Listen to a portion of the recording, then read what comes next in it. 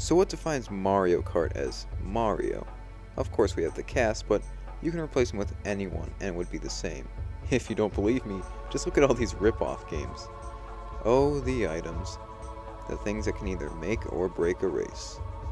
These things can either be super helpful or the worst things that have ever happened to you. I talk about the good ones, I still might if you want me to, but I feel the more popular choice would be to discuss the bad ones. Whether they're annoying to be hit by or just suck to use, all of these items are bad for one reason or another. I think everyone has memories with almost all of these items, just probably not for good reason.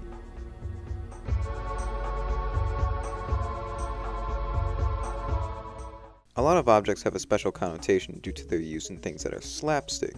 You see a hammer and you think of your favorite cartoon characters hitting each other over the head. A common item is a banana peel. If you see it in a cartoon, chances are you'll see someone slip and fall.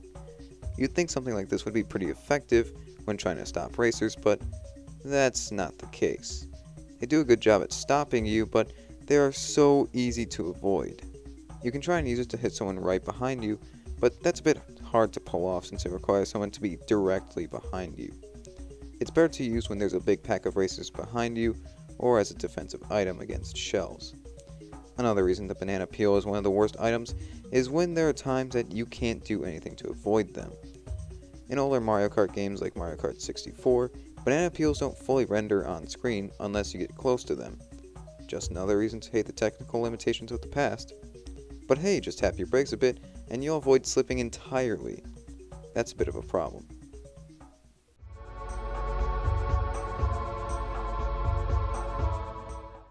In races, you're going to want an item box.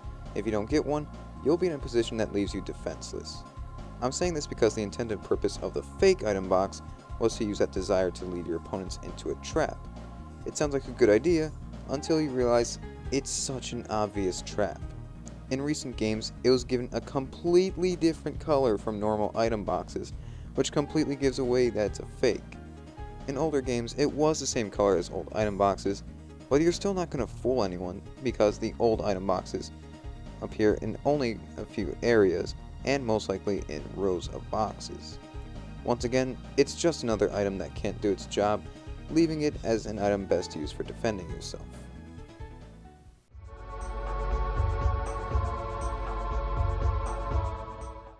The Tanuki Leaf is a bit of an odd item. It puts Mario in a suit made to look like a tanuki, which is a Japanese raccoon dog, and grants Mario the ability to fly and hover. It was strange, but still a really good item. I would like to believe that its big return in Super Mario 3D Land was the reason why it was added as a new item in Mario Kart 7, but I would also like to believe that its shittiness is the reason why it never returned. This item puts a tanuki tail on your car for the purpose of smacking nearby opponents. The problem is, it can only reach so far. Its range is so bad and you're only going to hit someone if they're right next to you. Well, you might be thinking, well, at least I can pick up another item box to get a new item. If you thought that, the sad truth is you can't, and you have to hold on to this thing for enough time to miss out on the next row of item boxes. Basically, it's not helpful and leaves you defenseless after it's used up. They could have done better with this.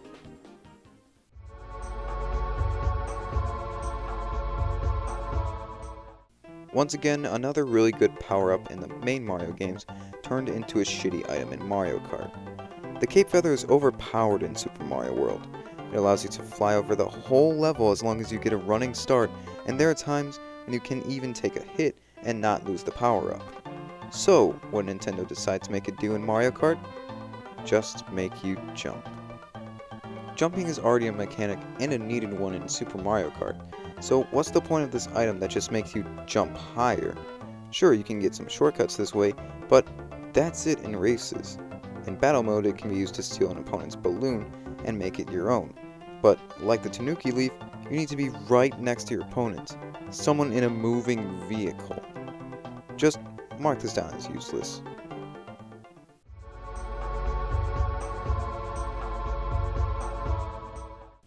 The Power Block has been a pretty useful item since its debut in Mario Bros. It had the ability to take care of all enemies on screen each time it was hit. It's just unfortunate that Mario Kart Wii couldn't recapture what made it such a useful tool. In this game, the power block functions similar to how it does in other appearances. It creates a shockwave to stop your opponents. The catch is, they have to be on the ground. Strange, since there are ramps in pretty much every level, and this was a game that introduced half-pipes, which were also in a good chunk of tracks. Chances are, you'll be spending a good amount of time in the air, which will keep you safe from the effects of the power block. Also, there's a trick that you can do to avoid this without ramps or half-pipes, and that's shaking the Wii remote. Literally, the trick is to use the trick button, and you'll avoid the effects of the power block. Sure, you'll lose the item that you're holding, but you'll be safe from being stopped. I swear, this should be called the owl block. Actually, probably not, since that implies it can cause pain. Maybe pain to the one who picked it up.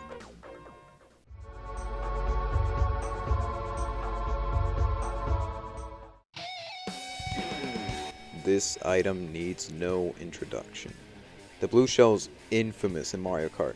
No matter who you play with, everyone will remember the blue shell. This hated item goes straight over to the driver in first place. Sometimes hits other racers on the way, and delivers a devastating explosion upon a lead racer. It's an item that's nearly undodgeable, unless you're some Mario Kart pro who knows every secret technique, or you get a super horn in Mario Kart 8. Now yes, it can do damage to other racers, but it doesn't help you get ahead. You'll probably be getting this when you're far back, and this item hits the person furthest from you. So, instead of helping you, it just acts as a big middle finger to the person first. No wonder the blue shell is the main cause of Mario Kart rage.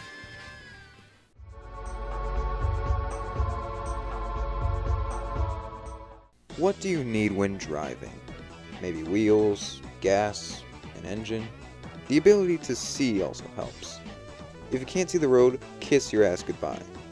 At least if you can't see in Mario Kart, you can correct any mistakes you make. Well, hey, at least it's a good thing that you'll very rarely be unable to see the road in Mario Kart, even if a blooper is used. The blooper is supposed to blind you by inking your screen, but it doesn't cover your screen enough. It leaves so much revealed that you can still see where you are and continue the race like nothing happened. You can also get yours if you hit a boost pad. Now, what if you're really bad and can't see when you get inked? Well, in Mario Kart DS and Mario Kart 7, you can just look at the bottom screen and use that to see where you are. The blooper is just a minor inconvenience at best.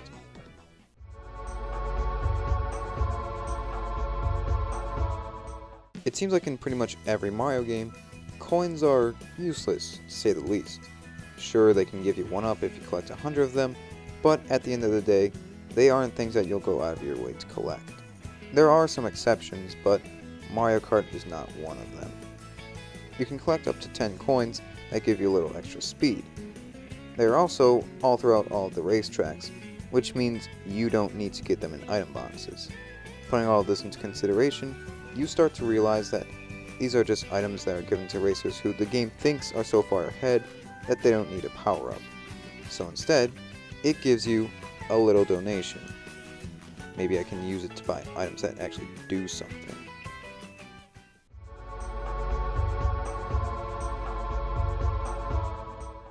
Items should help you, not punish you. It's annoying when you slip on your own banana peels or get caught in the explosion of your own bomb, but their intended purposes aren't to be self-harming. I can't say the same about the lightning cloud, though. This item acts as a poison you have to pass on to someone else in order to save yourself.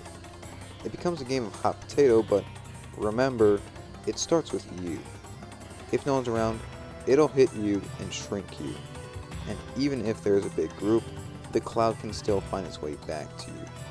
Like I said, power-ups in video games are supposed to help you, not target you.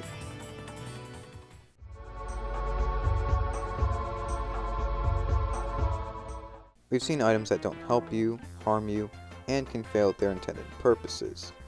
How can something be any worse than any of these? Usually you see the lightning cloud at number 1 or close for being an item that harms you, but other items can do this too. This item is one that does something even worse than that in my opinion, and it's the only item that does it. Ladies and gentlemen, I'm talking about the Yoshi Berto Egg. This item only appears in Double Dash, and thankfully so.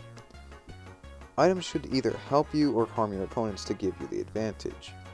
This item, instead, helps your opponents when it should be helping you. Normally, it functions like a red shell, chasing your opponents and hitting them. The problem comes after the opponents are hit. Once this happens, the egg breaks and power-ups like mushrooms and stars come out, and they land right by the person you hit. This means you give them an advantage over you, the exact opposite of what it should have done. And you know what else sucks about this? This is the signature item of Yoshi and Berto. Mario and Luigi get rows of fireballs, Bowser and Bowser Jr. get a giant Bowser shell. Hell, there are characters who didn't even get unique items like these. But Yoshi and Berto did. The thing is, they're stuck with these letdowns as their signature items. How do you think they feel?